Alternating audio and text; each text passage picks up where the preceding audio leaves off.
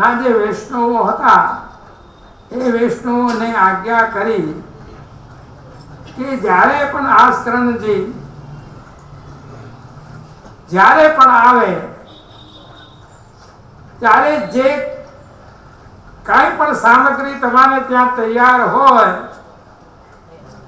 એ એમને લેવડાવી દીધી.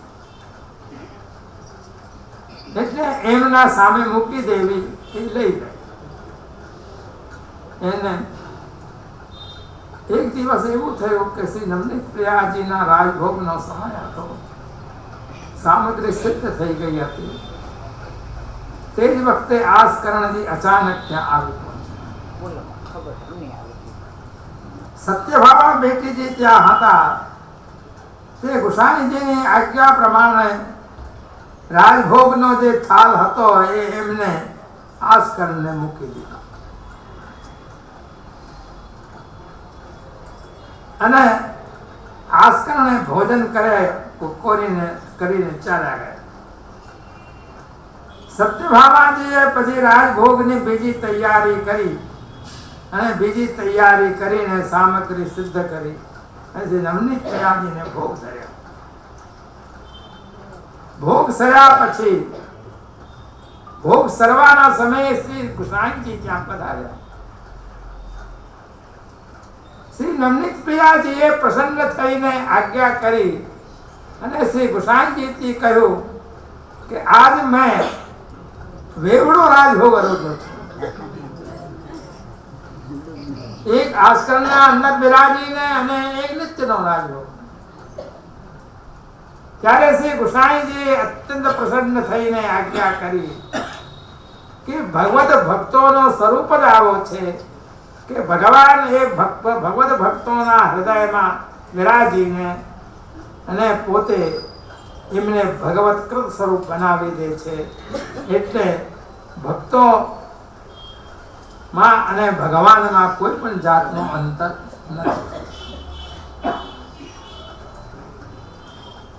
હવે આગળ આચાર્ય આજ્ઞા કરે છે. આચાર્ય રત્નમ કે શ્રી મહાપ્રભુજી ના આપ રત્ન સ્વરૂપ છે. આચાર્ય રત્નાય નમઃ. આચાર્યસ્ય શ્રી વલ્લભસ્ય રત્નમ પુત્રત્વમ કૃષ્ણેય ભાજનમ ઇત્યર્થઃ. યદ્વા આચાર્યાણામ ભક્તિ માર્ગ પ્રકાશકાનામ મધ્યે રત્નમ તદપેક્ષોત્કૃષ્ટ માર્ગ પ્રકાશકઃ ઇત્યર્થઃ. यद्यपि पूर्वं वह एवाचार्या बहु तथापि न तैरतादृशेः भक्तिमार्गः प्रकटीकृत इति भावः. અહીંયા આપ આજ્ઞા કરે છે કે શ્રીમદ આચાર્ય ચરણ ના રત્ન રૂપે આપે છે. કેમ કે આચાર્યના દ્વારા પ્રગટ થયા છે એટલે આચાર્યના પુત્ર રૂપે આપ સ્નેહ જે ભાવ જે છે એને પ્રાપ્ત કરેલો છે. એ આચાર્યોમાં આપ રત્નના સમાન છે. અથવા ભક્તિનો પ્રકાશ કરવા વાળા એવા આપના સમાન અન્ય કોઈ આચાર નથી. અને પહેલા ઘણા આચાર્યો થઈ ગયા પરંતુ એમને આપના સમાન ભક્તિ માર્ગનો પ્રચાર કર્યો નથી અથવા ભક્તિ માર્ગ પ્રગટ કર્યો નથી. કેમ કે ભક્તિ માર્ગ જે છે એ ભક્તિ માર્ગ સ્વયં ભગવત રૂપ છે. એ ભક્તિ માર્ગ જ ભગવત રૂપ છે. એનો જે પ્રકાશ જે છે એ પ્રચાર ભગવત સ્વરૂપના સિવાય સંભવ નથી. એ જ્યારે ભગવાન પોતાના મુખથી જ એનો પ્રચાર કરે ત્યારે જ એ ભક્તિ માર્ગના સ્વરૂપને આપણે સમજી શકીએ. એથી પુષ્ટિ માર્ગ જે છે એ પુષ્ટિ માર્ગનો પ્રાગટ્યના માટે સ્વયં ભગવાન પોતે આચાર્ય રૂપથી પ્રગટ થયેલા છે અને ભગવદ અવતાર અંશકલા ઇત્યાદિ બહુતિ રૂપો આપના નથી, પણ પોતે સ્વયં જ એના પ્રગટ થયા છે. એના પ્રગટ થઈને એ ભક્તિ માર્ગનો જે આશય છે એને આપણે સમજાવે છે.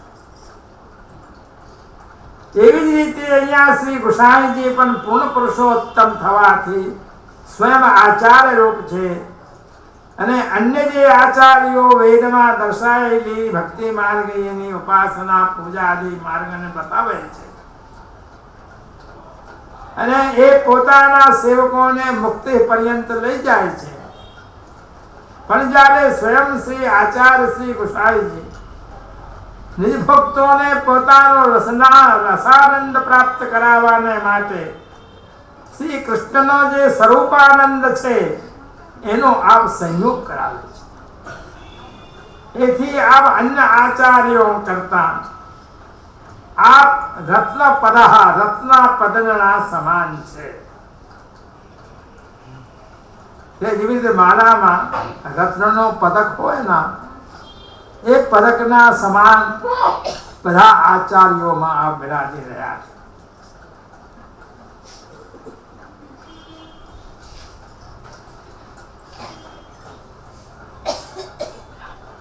જગતમાં તો પ્રસિદ્ધ રૂપે આચાર્ય કોને કહે છે કે જે બ્રહ્મસૂત્રના ઉપર ભાષ્ય કરે. પણ શ્રી ગુસાઈજીએ પણ બ્રહ્મસૂત્રના ઉપર 1.5 અધ્યાયનો આપે ભાષ્ય કર્યો છે.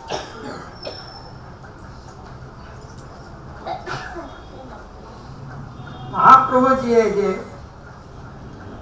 ભાષ્ય પોતાનો અપૂર્ણ રાખેલો એ ભાષ્યને પૂર્ણ શ્રી ગુસાઈજીએ કર્યું. એટલે પુષ્ટિમાર્ગમાં જે આચાર્યો જે બિરાજે છે એ 3 ભાવથી આપકે છે બિરાજે છે.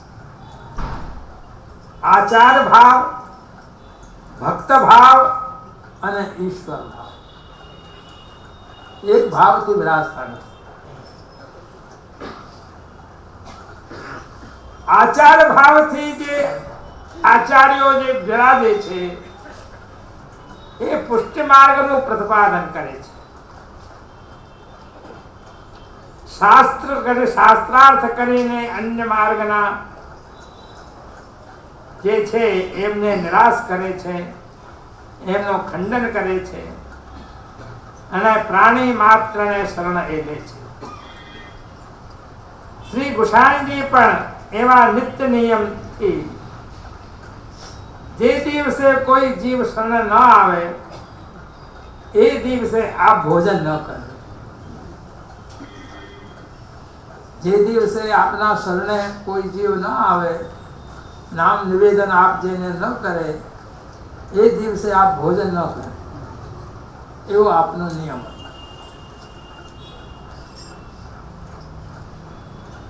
એ ભક્તના ભાવથી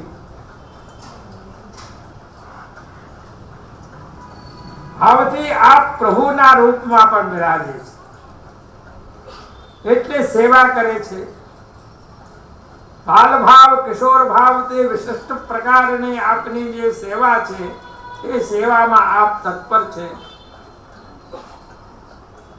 તથા પ્રભુના સુખનો વિચાર કરીને આપ સેવા કરે છે અને અનવસરના અંદર આપ વિપ્રયોગનો અનુભવ કરે છે. એટલે આ બધી ઇન્દ્રિયોનો જે સ્વાદ જે છે એને ત્યાગ કરીને પોતાના દેહના નિર્વાહ માટે બહુ થોડું ભોજન કરે છે. ભોજન વધારે કરતા નથી.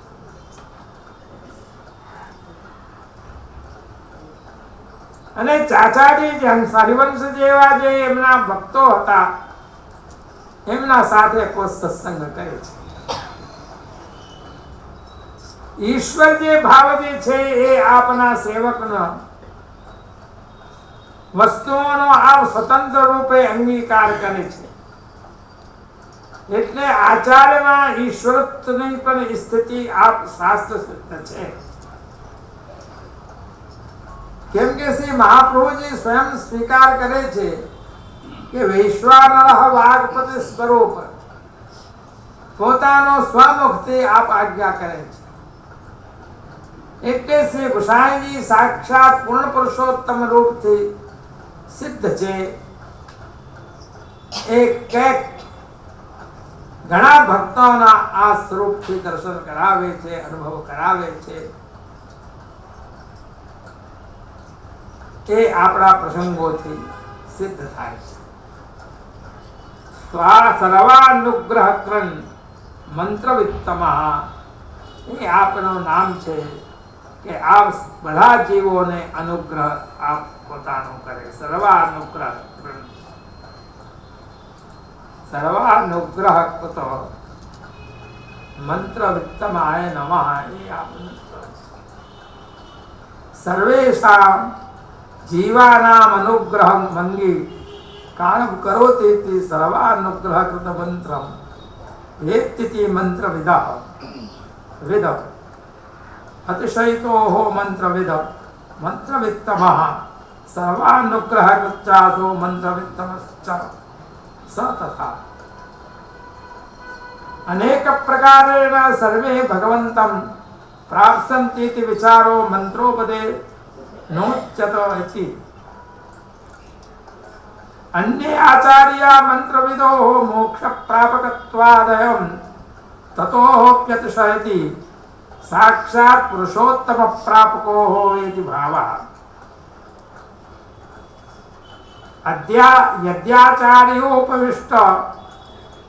ચાર્યોપદિષ્ટ વાક્યમ મંત્રપદે નોચ્યતે તત્રાપि પૂર્વવદેવ તારતમ્યમ જ્ઞેયમ નામાંતરભાવ. અહીંયા આપ આજ્ઞા કરે છે કે બધા જીવો પર આપ પોતાનો અનુગ્રહ કરનારા છે.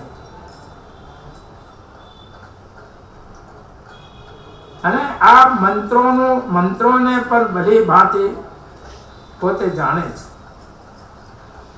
મંત્ર અર્થાત તમે આમ કરશો તો જ તમને પ્રભુ પ્રાપ્ત થશે. એનો રહસ્ય જે બતલાવનાર છે, એને બતલાવનાર અન્ય જે આચાર્યો જે છે તે મંત્ર આપે છે, એ મંત્રના ફળ જે છે એ મોક્ષ છે. આપે જ્યારે શ્રી ગુસાઈજી જે મંત્રને આપે છે એ સાક્ષાત પૂર્ણ પુરુષોત્તમની પ્રાપ્તિ કરાવનારો છે.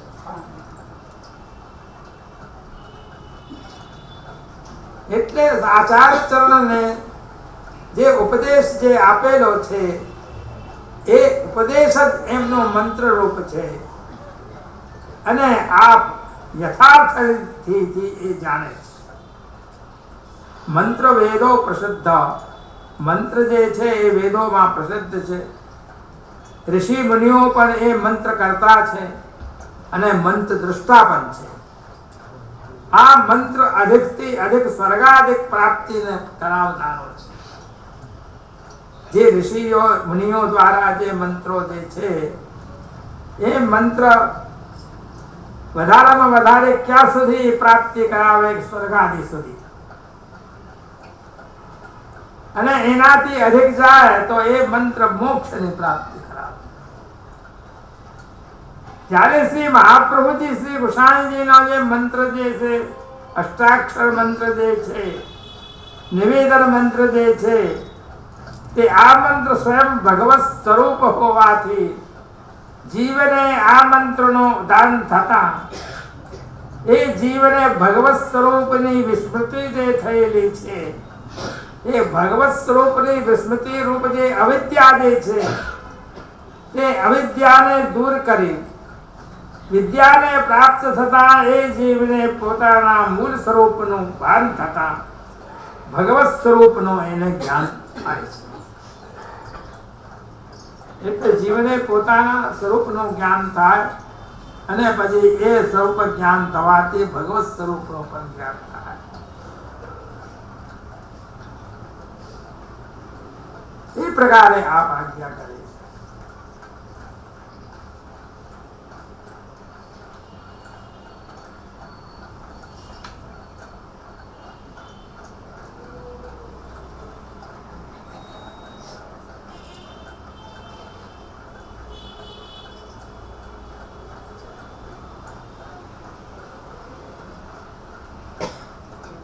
अन्य आचार्यों द्वारा જે મંત્રોપદેશ છે, મંત્રોપદેશ તે અલ્પ સિદ્ધિઓ પ્રાપ્ત થાય છે, અથવા તો અધિકમાં અધિક એને જો ફલ પ્રાપ્તિ થાય તો મોક્ષની પ્રાપ્તિ થાય. પણ જ્યારે પુષ્ટિ માર્ગની મંત્ર દીક્ષા જ્યારે લે છે ત્યારે એ જીવ આ લોકમાં અને પરલોકમાં આજ દેહથી સાક્ષાત પૂર્ણ પુરુષોત્તમની તનુજા વિત્તજા સેવા કરતા કરતા ફલરૂપા માનસી સેવા એ પ્રાપ્ત કરે છે અને એનો નિત્ય લીલામાં પ્રવેશ થાય છે. એ અલૌકિક નૂતન દેહ જે છે, અલૌકિક દેહને પ્રાપ્ત કરી એ ભગવત સેવાનો સાક્ષાત અધિકારી એ જીવ બને છે.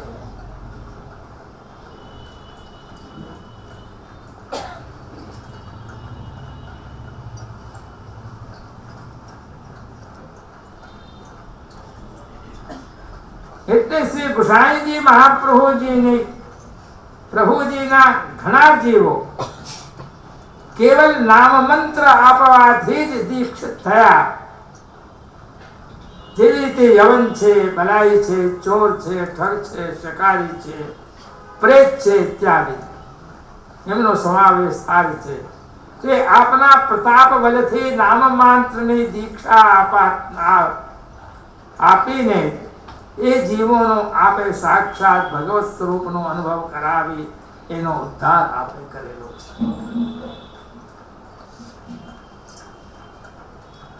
એવી જ રીતે અષ્ટાક્ષર મંત્ર દ્વારા પ્રતાપબલથી ચાચા હરવંશજીએ શ્રી યમુના જલ ના ઉપર ચલીને દેખાડ્યું છે.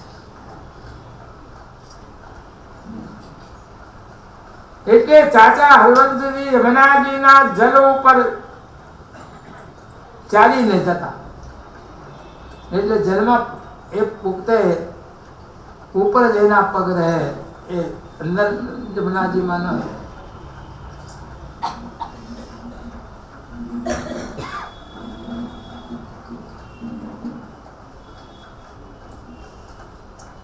એવા અનેક દૃષ્ટાંતો છે.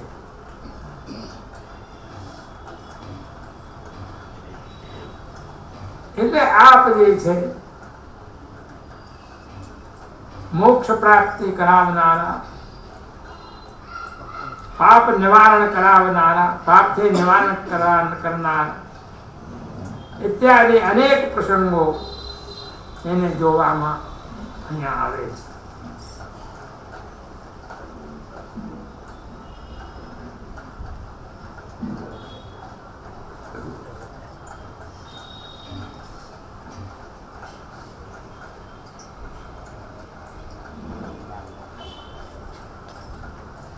અહીંયા આ વર્ણન કરે છે કે સર્વસ્વદાન કુશલ. આપ શ્રી ગુસાઈજી કહેવા છે કે સર્વસ્વ દાનના કરવા વાળા છે. એટલે આપનું નામ સર્વસ્વ દાન કુશલાય નમઃ રહેલો છે. સર્વસ્વમ ભગવત સ્વરૂપમ તદ્દાને કુશલ પ્રવીણ ઇત્યર્થઃ. બધા ભક્તો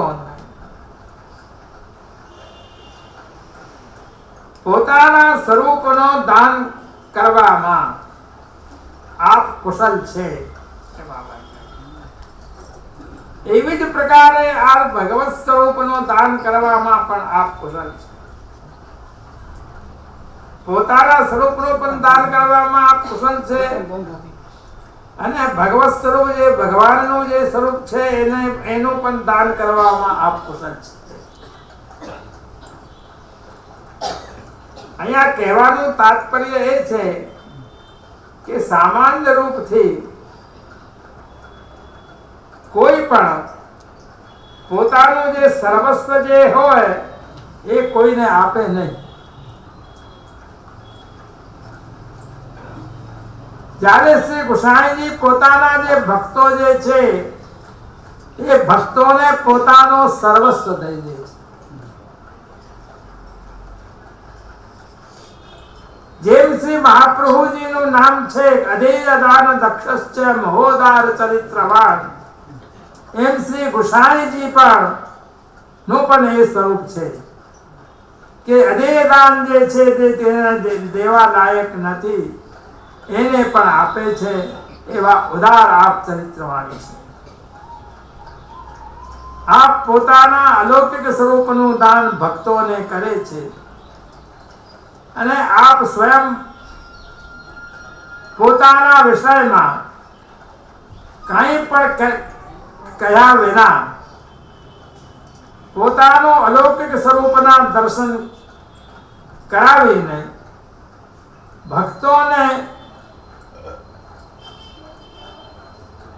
ભક્તોની આત્મા સ્વરૂપા શક્તિ આપ કરાવે છે.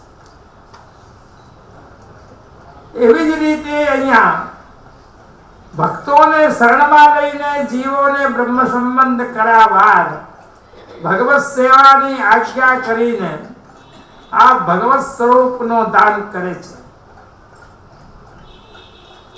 આપ પોતાના અનેક અને પ્રત્યેક સેવકને આજ્ઞા કરે છે કે અમારું સર્વસ્વ જે છે એ પ્રભુ છે, તે અમે તમને પધરાવી દઈએ છીએ. સામાન્ય રીતથી લૌકિક મનુષ્ય સર્વસ્વ બીજાના માટે કાંઈ દે છે, દેતા નથી, પણ જે યોગ્ય હોય એને જ આપે છે.